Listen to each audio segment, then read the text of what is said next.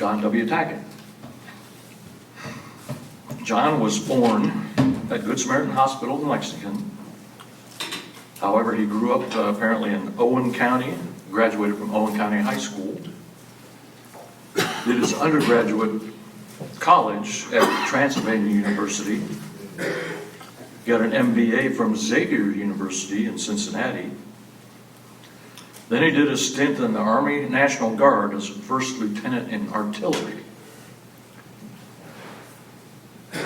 Then he went and entered the work world and worked for the International Harvester Company as a general clerk. Then there was a change that started a recurring theme in his work life. He went to work for the Kentucky Department of Highways right-of-way in the real estate division. Then he worked for FHA in real estate, followed by working for HUD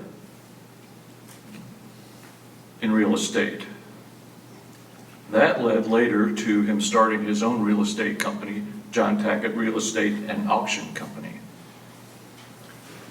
John was married to the late Julia Tackett, Judge Julia Tackett. They had two children, John Lindsay Tackett, Judge John Lindsay Tackett, and daughter Sarah Elizabeth Tackett, who lives in Tennessee, and I might add she is married to the country music singer Sturgill Simpson. That's a story in itself. Ask John about that sometime. On a personal note, I have known John since I joined this church in 1979. He is the realtor who sold me my home in his own neighborhood. We were neighbors for over 30 years. So it's my pleasure, my honor to introduce my neighbor and friend, John W. Tackett.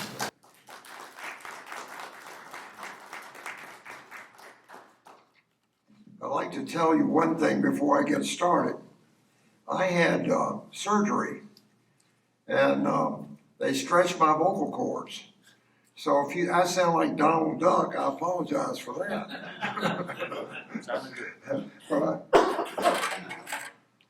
But I'm glad I can talk. That's a primary thing. I want to tell you something about my family. But first I want to go back about 350 years. And I'm talking about France. And France. In the year 1200, the Protestants in southern France were causing a great deal of irritation to Innocent III because they weren't giving him any tribute. And they were, so he told the French knights, he said, I'll tell you what you do, just go down there and kill those heretics. We'll have a crusade. And the best thing about it is, after you kill those people, you can have their profits, you can have their lands.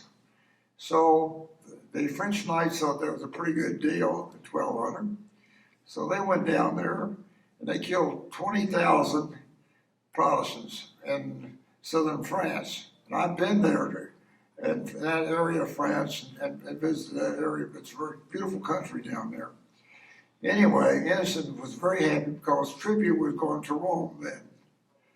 Later on, Henry IV of France was a Huguenot, but he was going to be king of France. So he had to convert to Catholicism, which he did. He converted to Catholicism. But one thing he did, he had the Edict of Nantes. I may be pronouncing that wrong. The Edict of Nantes. And in that edict was a law.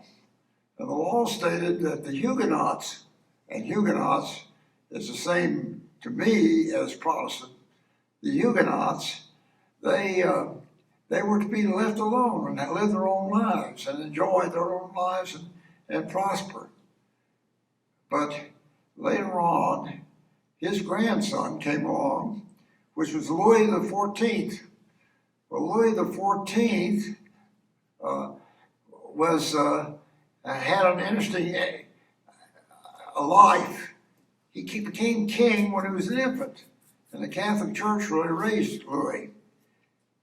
During his tenure, a Jew by the name of Levi that was accused of killing a child, and they took him and they burned him at the stake.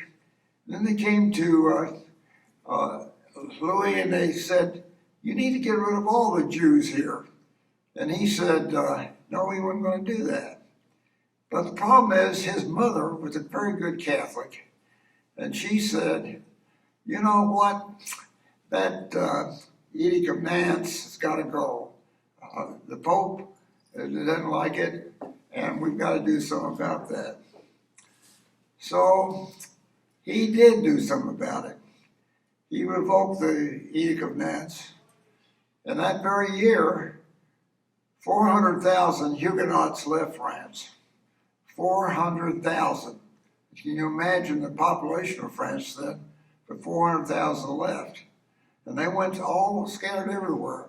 Some went as far as South America. Some went to Holland. And some went other places. Anyway, the Huguenots left because they couldn't stand the Catholic rule. Now, if they went to England, was that good? Not particularly, because Charles I was king of England. And Charles I and the English Parliament got in trouble. And what they did, they said, "Charles, we don't like it because you've got a French wife and she's Catholic. And what we're going to do is ask you to step over here while we chop off your head." So he had the same thing happen to him as happened to his grandmother, Mary Queen of Scots. Later on, Oliver Cromwell took over the country. And after Cromwell died, they brought Charles II back. And Charles II was Charles I's eldest son. Charles II married this gal, and she from Portugal, and she had 17 miscarriages. And therefore, there was no heir to France. That wasn't Charles's fault. He had about 30 illegitimate children. So, but that's what was happening in England at the time. But also, and remember, before 1620, William Bradford and the Puritans were being thrown in jail by the English. And so they had gone to Holland, and then they came back. So William Bradford said, the new colony in America formed in 1600, Virginia. We need to go to Virginia. So what happened was, they said, they called up Uber, and they sent over the Mayflower. And they all piled on the Mayflower. And on the way to Virginia, there was a terrible storm. They got blown off course. And they ended up at this rock they call Plymouth Rock in Massachusetts. So the captain said, "Get back on board and I'll take you down to Virginia." And they said, "No, we'll just freeze to death here in Massachusetts. Thank you very much," because the voyage was so rough. Living in Massachusetts was not too good for the Huguenots, because remember, in 1690, there was a little town called Salem, and they were hanging people for being witches there.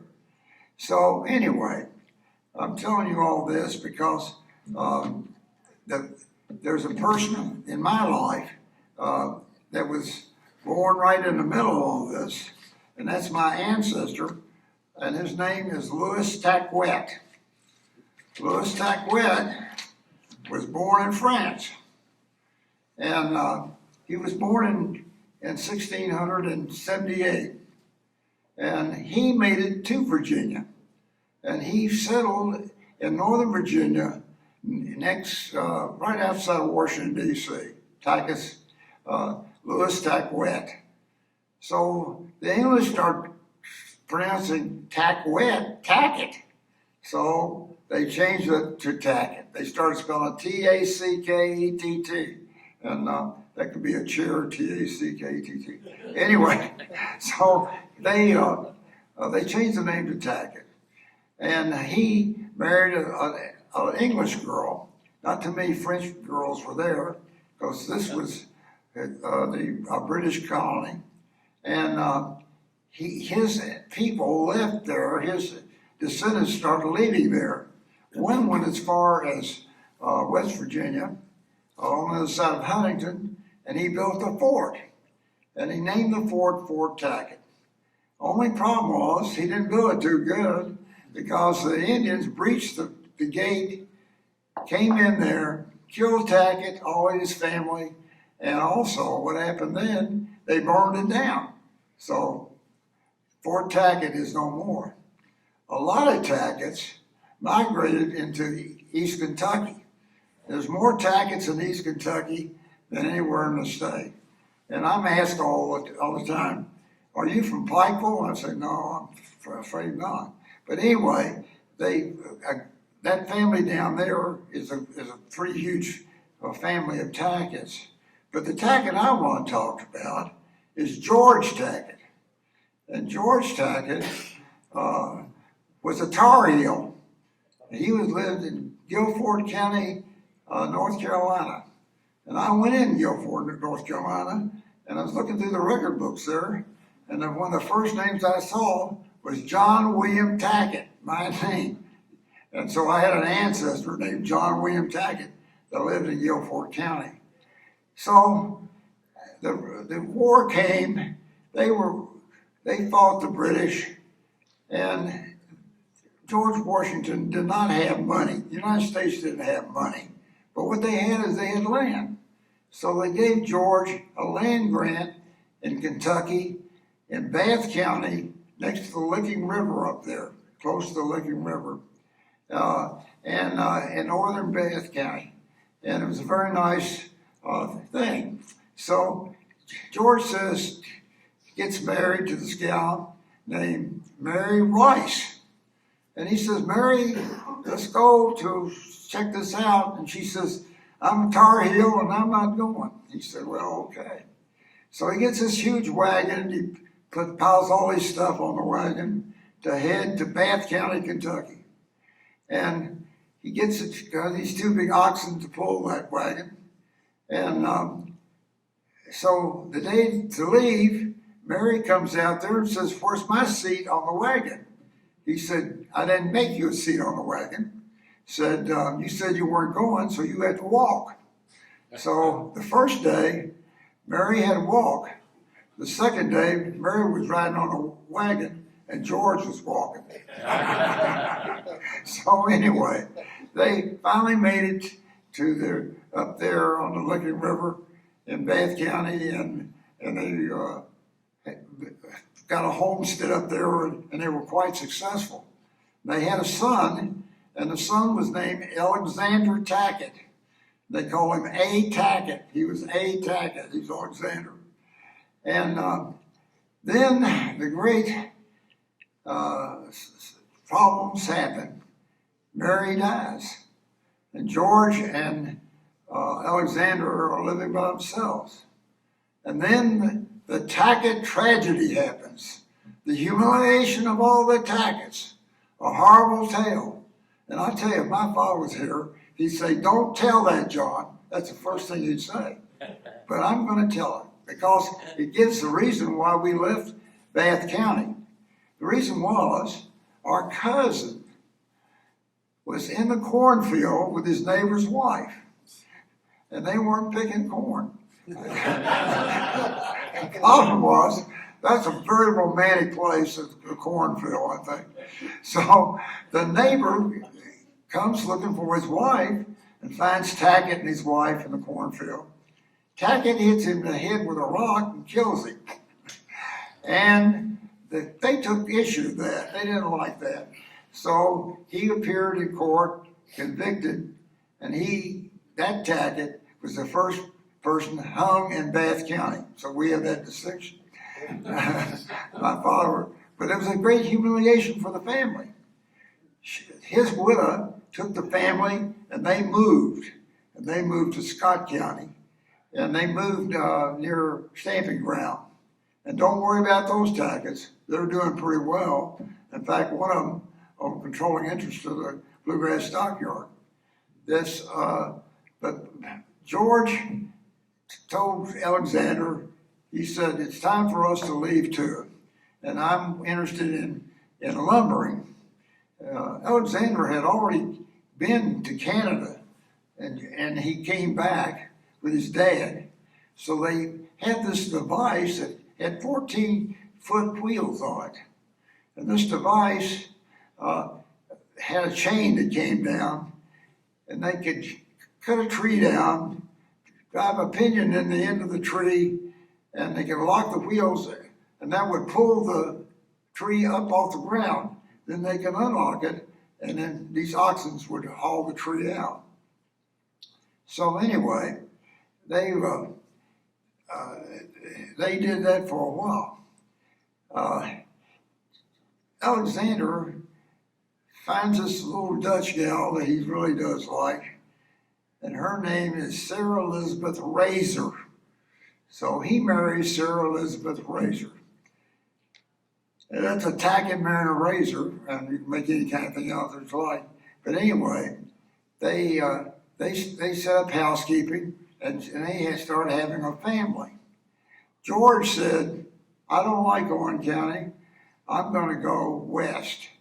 And we kind of lost George, but we found out he died in southern Illinois, so he made it that far. The Civil War broke out. Alexander said, I don't like that log splitter. I don't like him, and I'm going to join the Confederacy. Big mistake. But he said that, and so he takes his best horse and he rides off to John Hunt Morgan. He's going to ride with the Morgan Raiders.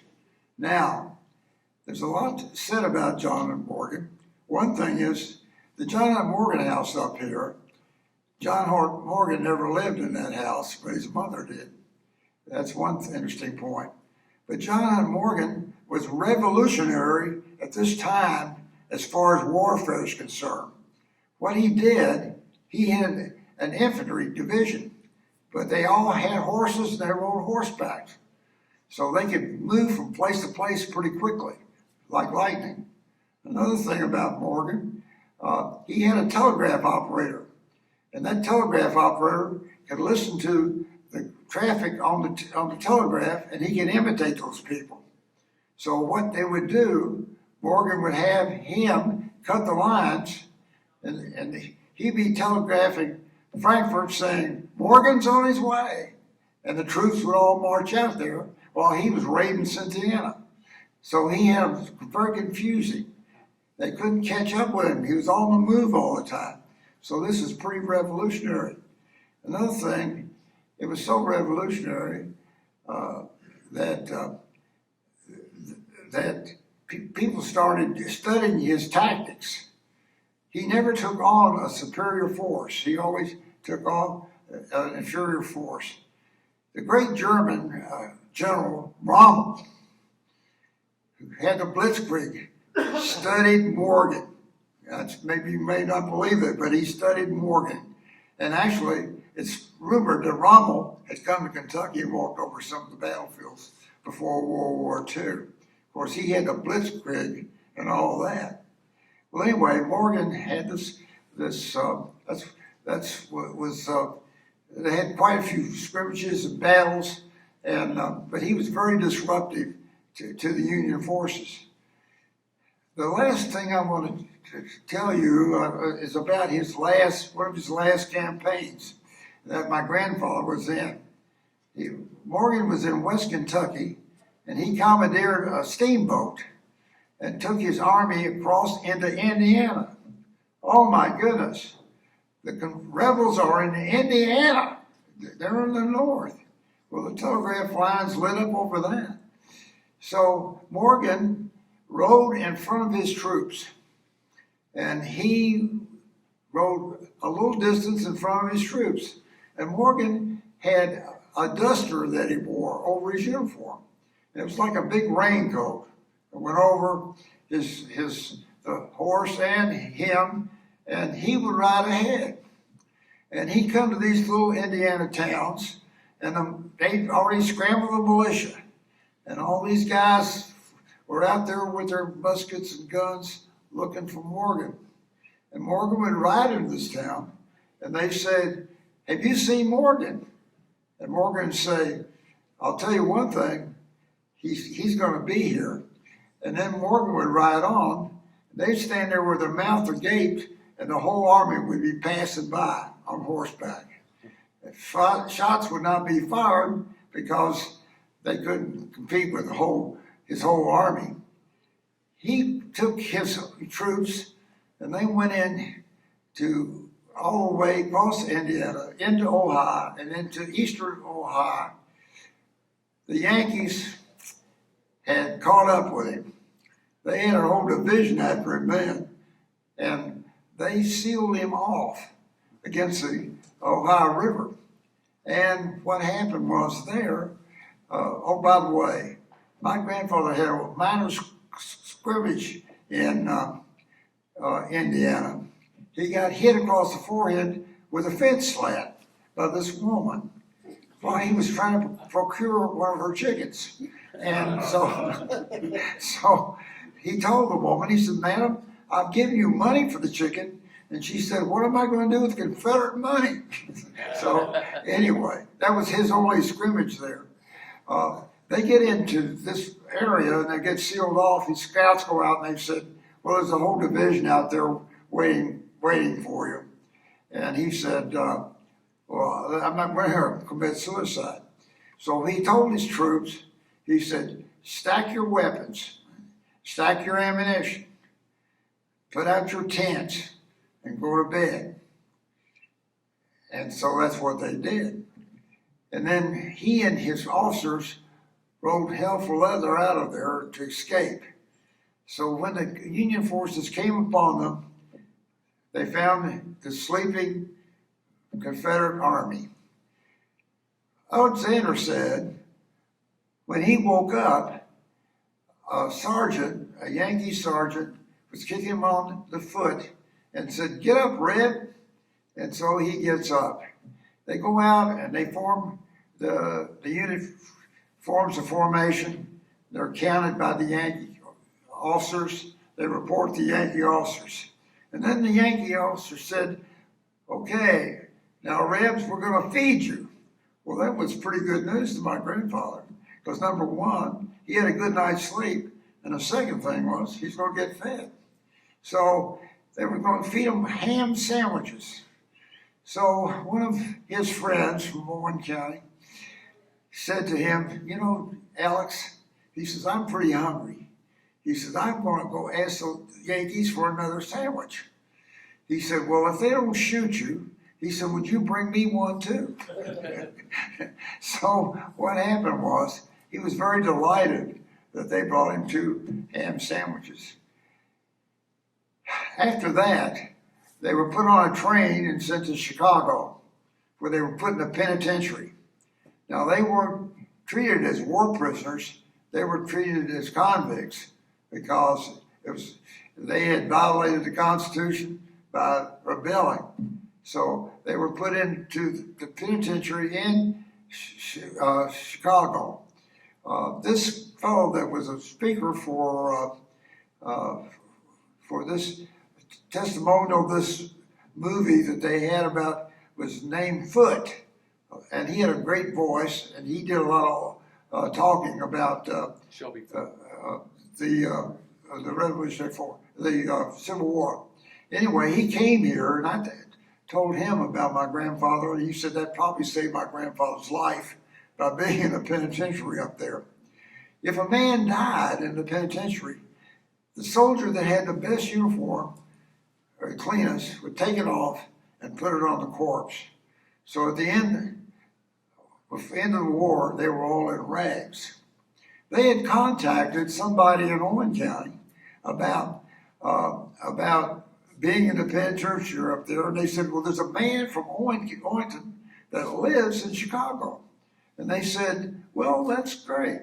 We'll go see him and see if we get some help. So they go there and they see this guy, and they said, the four of us, we would like to buy a train ticket back to Kentucky if you lend us the money.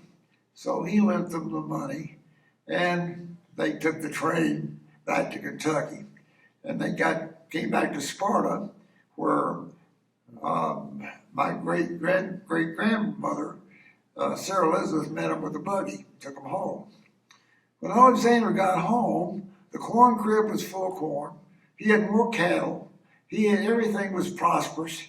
And he told Sarah Elizabeth, says, I don't think I'm going to leave home again because you were doing too well. Anyway, let me tell you why I'm a disciple. One of the first things he did after the Civil War on his farm, he built a Christian church on his own farm.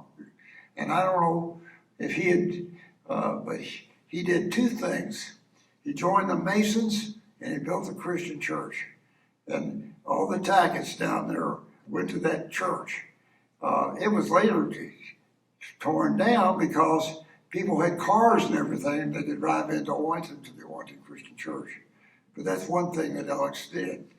Alex had 13 children. The 10th child was my grandfather. And his name was John Lindsay Tackett, like his name right over there. And they spell Lindsay, Lindsay, it's the Lindsay and thing.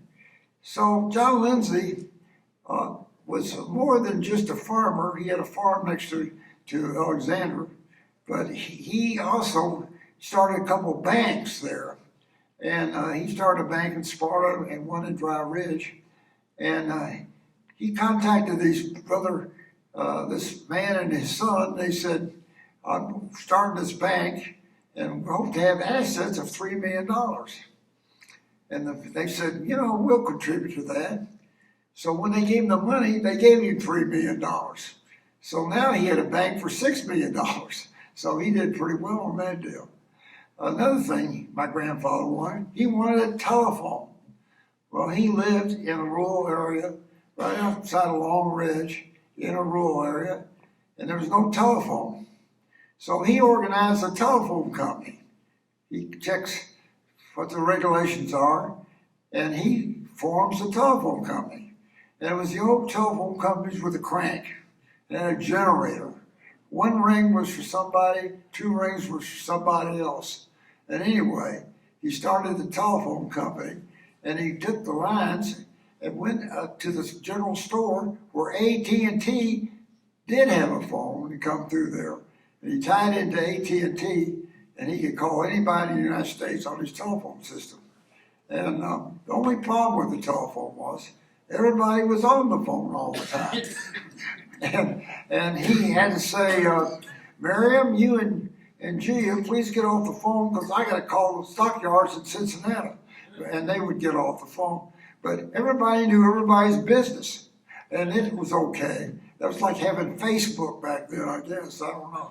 But they had actually during World War II had calls from Germany, and people talked to their parents. They were soldiers, and everybody, of course, was on the line listening and talking to them too. So it was a very interesting thing. And my grandfather also wanted electricity. Okay, in 1937, there was no electricity in his home. And I mean, it's hard to believe that it was recent as that. Now, they had electricity in Owenton, Kentucky, because KU finally came up there and put electricity in Owenton. But out there in the rural area, they had no electricity. In fact, in Owenton, in the early days, my grandfather, my maternal grandfather, Sam Dempsey, was the sheriff of Owen County. He was the sheriff. And he would be sheriff, deputy, sheriff, deputy. He and his friend would rotate. He was one of the longest serving sheriffs in Kentucky. And my grandfather's job was in Owenton to start the generator to provide electricity for people who wanted it in the early days. And he started the generator at 6 o'clock in the morning, and at 10 o'clock at night, he cut it off. Because between 6 and 10, you had no electricity. But during that period, the thing ran off a generator. He was Irish Baptist. And you think the Huguenots are anti-Catholics? You haven't met anybody until you see an Irish Baptist, I'll tell you. And the priest would come along to talk to him. They said, Father, you say you talk, but you talk religion, you got to move on down the road. We don't tolerate that. But anyway, more about my grandfather later on. John Lindsay wanted electricity, so he read the New Deal came along, and FDR, and they had this thing called REA. So the REA came. So my grandfather takes off, goes to Washington, and he finds out about this REA. So he comes back and gets to apply for this loan to start Owen County REA.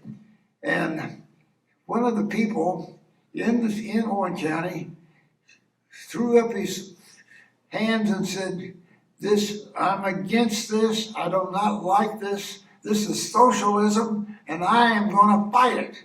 And so my grandfather went to see him, he was a banker, and he said, I'm sorry you said that. And he said, well, John, that's the way I feel. I have this conviction. I'm against this socialism, and FDR is a socialist, and I'm against it. He said, well, I'm very sorry, because we were going to make you president of the Orange County RA. So consequently, the guy said, well, no, wait, John, maybe I'll think about this a little bit. So that guy became president of Orange County REA.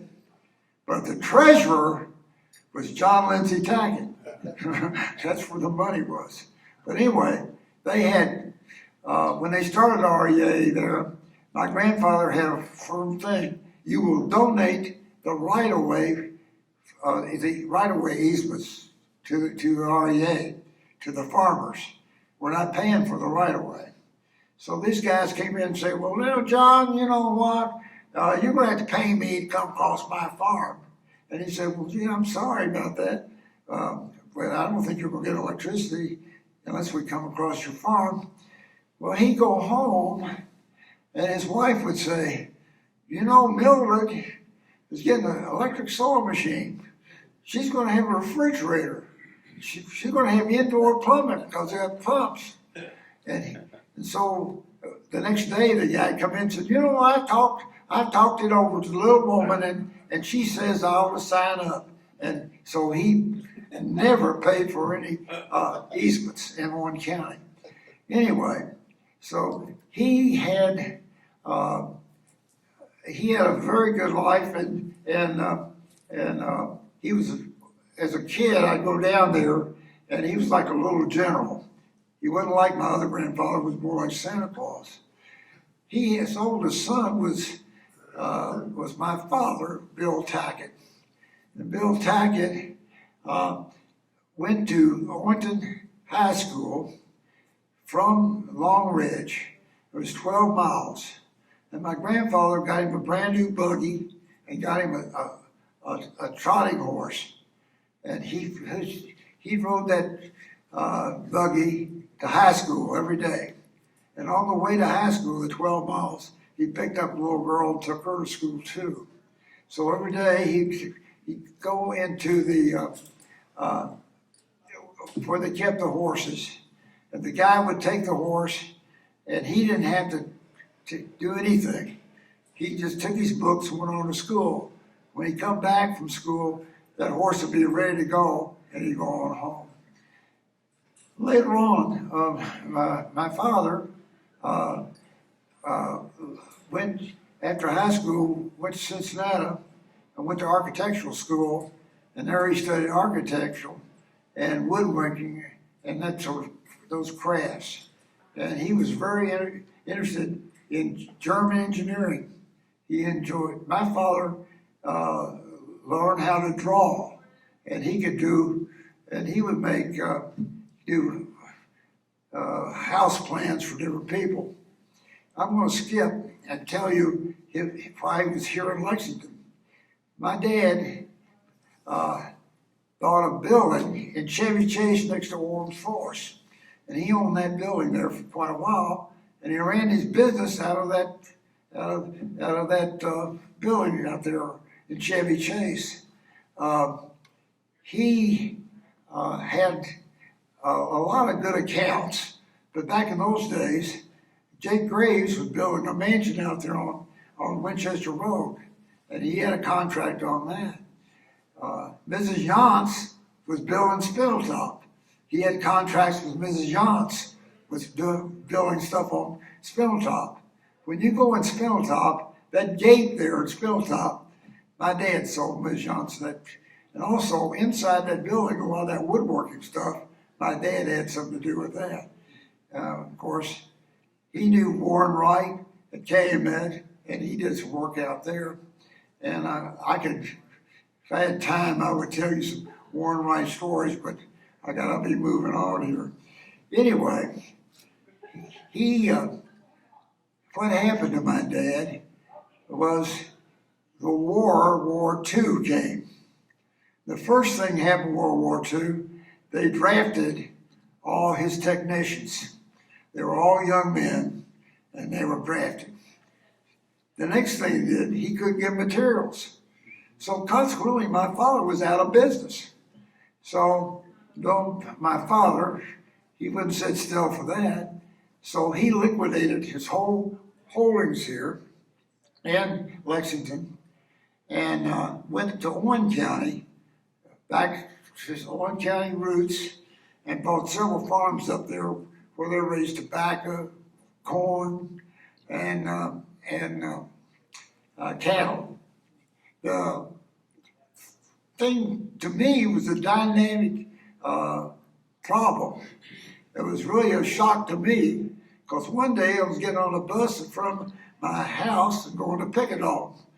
The next year, I was going to almost an old school in Orrington in the basement, and I was walking 3 miles home from there. On the way home from school, I had another dilemma because I had to go past this guy's house. His name was Raymond Duvall. Raymond Duvall was a head taller than I was. He had green and slanty eyes. And every time I go past Raymond's house, he'd pummel me on the way from school. So I tried every way in the book to beat Raymond, to get past his house, but Raymond was always there waiting to pummel me. So one day, this little fat kid went with me. His name's French Lee Smoot. And French Lee was with me, and I thought I was empowered, and I told Raymond, I said, your father's a drunk, you know, he's impossible, can't keep a job, he's a horrible person. And I went after his father pretty hot and heavy. And then French Lee told me something that stabbed me in the heart. He said, he can't help that, Johnny. He can't help that. And that was something it made me apologize to him, but I said, I'm sorry. No, you can't help that. You can't help it if you're white. You can't help it if you're black. You can't help it if you're a man. You can't help it if you're a woman. You can't help it if you have other problems. If you can't help something, then you want to watch what you say. You take a step back. And so all my life I've thought about that, about people. And I've come across some characters that have said things to me, and I thought, they can't help it. So I laugh about it and go on.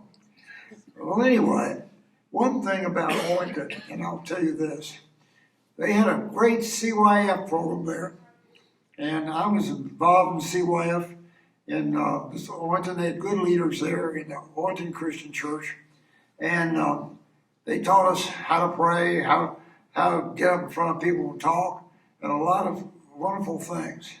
But the major thing is, out of that CYF class, 5 of us went to Transylvania, and the other 5, we all graduated. We also took 2 Baptists with us to Transylvania. So 7 people from Owington graduated from Transylvania. And I know it's not a very big place up there, and it's an interesting place. And I like to say one other thing or two, if I got time to do it. What I want to tell you is I want to talk about John Y. Brown. I want to talk about John Y. Brown Jr. And I knew Johnny, and he went to Sunday school here.